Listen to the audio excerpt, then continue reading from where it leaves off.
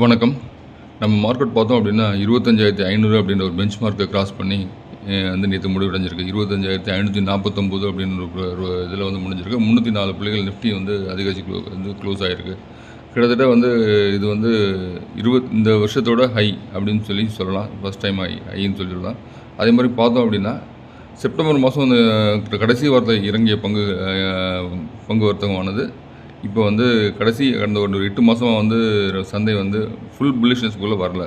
ஆனால் இப்போ வந்து இந்த 25,500 கடக்கும்போது பார்த்தோம் அப்படின்னா அதாவது இவ்வளோ நாள் வந்து சந்தை வந்து கரடிகளிட்ட மாட்டிகிட்டு இருந்தது. இப்போ வந்து ஃபுல்லாக முழுவதும் வந்து காளைகள் பக்கம் வந்து திரும்பி இருக்குது அப்படின்னு சொல்லலாம். 25,500 கடந்தது மூலமாக நல்ல ஃபுல் புல்லிஷ்னஸ் நம்மளுடைய சந்தைக்கு வந்திருக்கு அப்படின்னு சொல்லலாம்.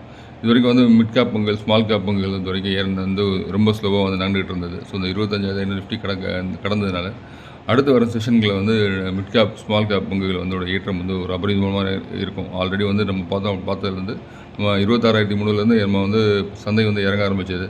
அதுலேருந்து மிட் கேப் பங்குகள், ஸ்மால் கேப் பங்குகள் வந்து கிட்டத்தட்ட ஒரு பெரிய இறக்கம், ஒரு 50%, 60% இறக்கத்தில் உள்ள பங்குகள்லாம் நிறையா இருக்குது.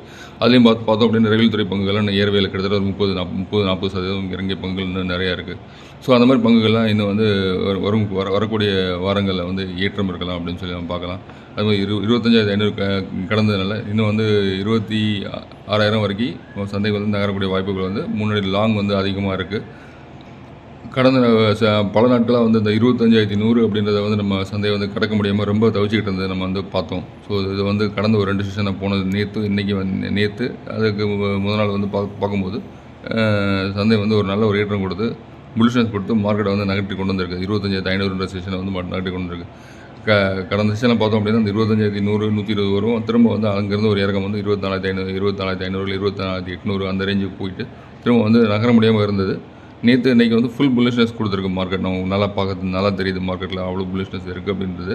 அதனால் வந்து வரக்கூடிய செஷனில் வந்து நம்ம நல்ல ஒரு ஏற்றம் இருக்கலாம் அப்படின்றது நமக்கு தெரியுது.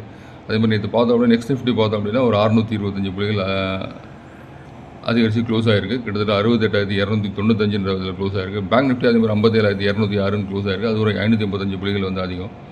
அதே மாதிரி பார்த்தோம் நிஃப்டி 100 அதுவும் வந்து 298 புள்ளிகள் வந்து அதிகரித்து க்ளோஸ் ஆகிருக்கு. பிஎஸ்சி அதே மாதிரி அந்த பார்த்தோம் அப்படின்னா 1000 புள்ளிகள் அதிகரித்து 83,755 அப்படின்றதில் வந்து க்ளோஸ் ஆகிருக்கு. அதே மாதிரி ப்ராடர் மார்க்கெட்லேயும் கிட்டத்தட்ட ஒரு நல்ல ஒரு ஏற்றம் இருந்தது. அட்வான்ஸ் 2043 பிஎஸ்சியில், டிக்ளைன்ஸ் வந்து 1961, ஹை பார்த்தா 127, 37 பங்குகள் மட்டும்தான் லோ நேற்று பிஎஸ்சியில். அதே மாதிரி இது என்எஸ்சியில் பார்த்தீங்கன்னா 1471 பங்குகள் அட்வான்ஸ், டிக்ளைன்ஸ் வந்து 1396 பங்குகள் டிக்ளைன்ஸில் இருந்தது.